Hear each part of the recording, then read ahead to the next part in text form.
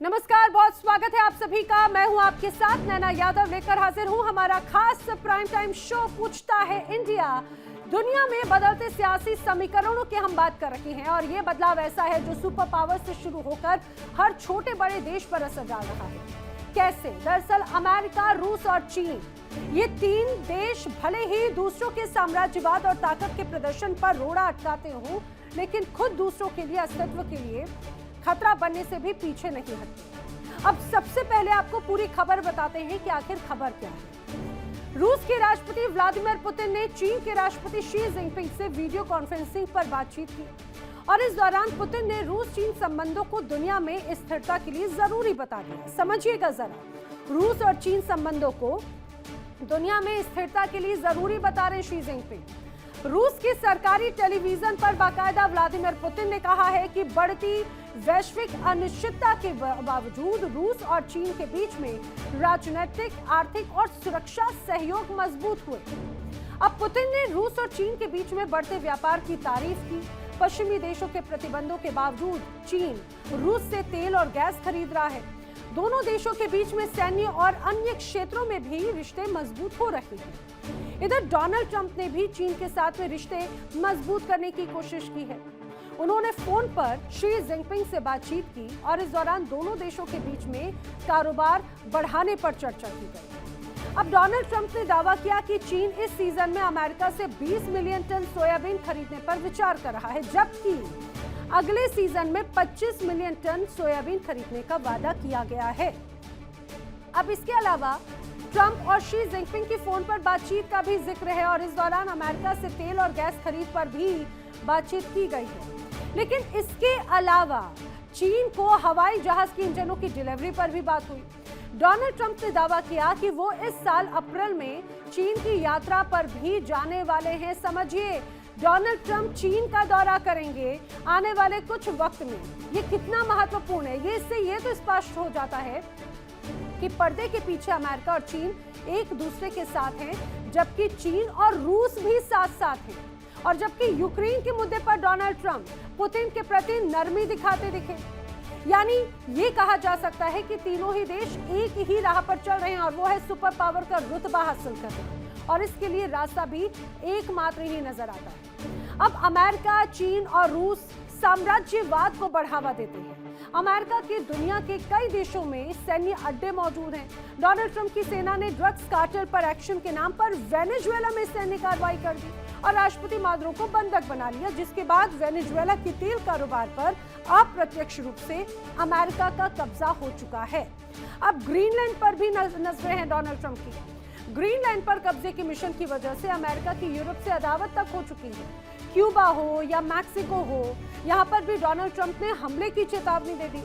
उधर रूस यूक्रेन में 4 साल से तबाही मची हुई है। हालात ऐसे हैं कि यूक्रेन के 20% से ज्यादा हिस्से पर रूस का कब्जा हो चुका है आधिकारिक तौर से, और अब यूरोपीय देशों को भी रूस के हमले का डर सता रहा है। जबकि चीन ताइवान को अपना हिस्सा मानता है। जापान से सेनकाकू द्वीप को लेकर चीन का विवाद चल रहा है। चीन अपनी हरकतों से दक्षिण कोरिया को भी टेंशन देता रहता है। अब हालात अगर देखा जाए तो तीनों ही ऐसे मुल्क हैं जो अलग अलग धुरी के हैं, विचारधारा सबकी एक है। अब आपस में इनका क्या संबंध है, ये तो पूरी दुनिया जानती है। वेनेजुएला के मामले में रूस ने अमेरिका को हमला नहीं करने की चेतावनी दी।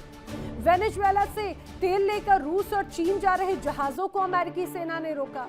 रूस जा रहे ऑयल टैंकर को अमेरिकी सेना ने जब्त तक कर लिया। अब अमेरिका ने यूक्रेन को हथियारों और सैन्य साजो सामान की मदद की, तो अमेरिका ने ईरान पर हमला करने की तैयारी कर दी, जबकि रूस और चीन ईरान का साथ दे रहे हैं। रूस और चीन ईरान को सैन्य साजो सामान भी पहुंचा रहे हैं। ये बहुत उलझा सा पूरा मामला एक तरह से लगता है। कौन किसके साथ में है, कौन किसको सपोर्ट कर रहा है, कब कौन किसका विरोध करते, कुछ कहा नहीं जा सकता। अब अमेरिका, रूस और चीन हथियारों के बहुत बड़े निर्माता भी हैं, ये पूरा संसार जानता है। लिहाजा ये दुनिया के दूसरे देशों को भी हथियार सप्लाई करते हैं। और अब हथियारों और दुनिया में शांति स्थापना का क्या रिश्ता है, ये किसी से नहीं छिपा। लेकिन ये रणनीतियां, ये स्ट्रैटेजीज, ये डिप्लोमेसी आखिर आने वाले वक्त में क्या बदलाव लेकर आएगी, ये भी बड़ी बात है। अब लोगों के मन में सवाल है। सवाल नंबर 1, यूएस, रूस और चीन के व्यवहार में बदलाव आखिर नजर क्यों आ रहा है? इसके पीछे की वजह क्या है? क्या ऐसे व्यवहार से इन्हें ज्यादा फायदा मिलने की उम्मीद है? सवाल ये भी, क्या दोहरे व्यवहार से मित्र देशों का भरोसा कमजोर नहीं पड़ेगा? ये वो तमाम सवाल हैं जो इन तमाम परिस्थितियों की वजह से लोगों के जहन में है। जानने की कोशिश करेंगे खास मेहमानों का पैनल जो मेरे साथ में कनेक्ट हो रहा है। आइए जल्दी से आपको उनसे मिलवा देती हूँ। मेरे साथ रक्षा विशेषज्ञ retired group captain UK Devnath connect हो रहे हैं। रक्षा विशेषज्ञ retired wing commander Alok Sahay connected हैं। रक्षा विशेषज्ञ retired lieutenant colonel J Sodhi मेरे साथ में कनेक्टेड हैं। विदेश मामलों के जानकार संजीव श्रीवास्तव भी मेरे साथ में कनेक्टेड हैं। आप सभी का इस पूरी चर्चा में बहुत स्वागत है।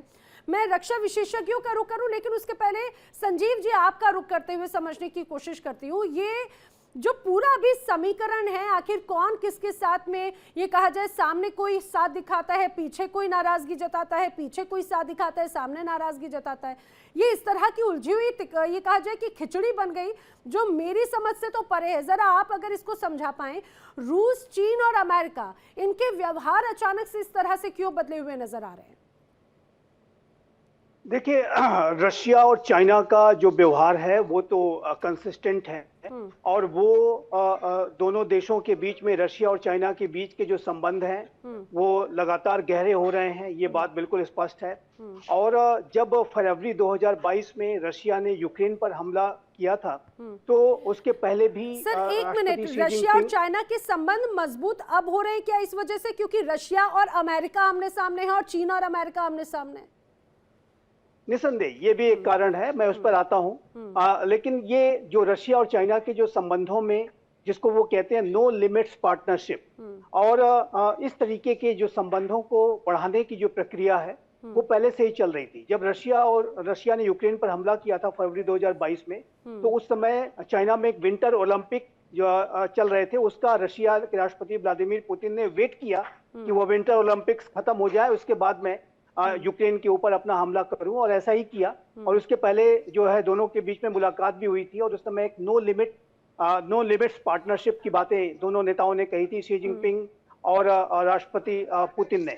तो ये जो रशिया और चाइना के संबंधों में लगातार एक गहराई आ रही है और रशिया और चाइना के संबंध इस वजह से भी बढ़ रहे हैं क्योंकि दोनों का जो नंबर 1 एडवर्सरी है वो यूनाइटेड स्टेट्स ऑफ अमेरिका है और यूनाइटेड स्टेट्स ऑफ अमेरिका की पावर ओवरवेलमिंग है, बहुत बड़ी है। तो ऐसे में रशिया और चाइना साथ में मिलकर के, साथ में संयुक्त रूप से अमेरिका की हेजीमोनी को चैलेंज करते हैं और दोनों जाहिर है कि इसके माध्यम से अपनी अपनी जो महत्वाकांक्षाएं हैं उसको वो हासिल करना चाहते हैं। और लेकिन इसमें कोई दो राय नहीं है कि चाहे वो राष्ट्रपति व्लादिमीर पुतिन हो, चाहे राष्ट्रपति शी जिनपिंग हो, दोनों अति महत्वाकांक्षी हैं। राष्ट्रपति शी जिनपिंग की मंशा 2047 तक, 2049 तक, जब चाइना अपने रिवॉल्यूशन के 100 वर्ष पूरे करेगा तो उस समय वो नंबर 1 बन जाना चाहते हैं और उस लक्ष्य को, उस अति महत्वाकांक्षा को ध्यान में रखते हुए आगे बढ़ रहे हैं। राष्ट्रपति पुतिन पुराने सोवियत यूनियन के गौरव को हासिल करना चाहते हैं, लेकिन उस प्रक्रिया में अमेरिका और वेस्टर्न अलायंस जो है वो सबसे बड़ी बाधा है और वो बहुत बड़ा अलायंस है, बहुत बड़ी बाधा है। तो ऐसे में वो साथ में आकर के इसको चैलेंज कर रहा है। अमेरिका ने भी इसको रिकॉग्नाइज किया है कि रशिया और चाइना की जो संयुक्त रूप से चुनौती है वो 21वीं सदी में अमेरिका के लिए सबसे बड़ी चुनौती है। लेकिन जहां तक अमेरिका का चाइना के प्रति व्यवहार या रशिया के प्रति जो व्यवहार है उसमें इनकंसिस्टेंसीज दिखाई देती है और जाहिर है कि ये इनकंसिस्टेंसीज राष्ट्रपति डोनाल्ड ट्रंप के अनकन्वेंशनल, अनप्रेडिक्टेबल बिहेवियर की वजह से दिखाई देती है। कभी वो कुछ कहते हैं, कभी वो कुछ कहते हैं, आज वो कुछ कह रहे हैं, कल को कुछ कह दें, और कभी वो नेताओं को अच्छा फ्रेंड बताते हैं, फिर अगले दिन ही कोई नया अनाउंसमेंट कर देते हैं जो उनकी विपरीत जाता है। तो ये जो राष्ट्रपति डोनाल्ड ट्रंप की जो इनकंसिस्टेंसीज हैं वो जाहिर है कि समझ के परे हैं और ये पूरी दुनिया के लिए समझ के परे, आपके लिए नहीं, हम सबके लिए एक समझ के परे वाली स्थिति बन जाती है।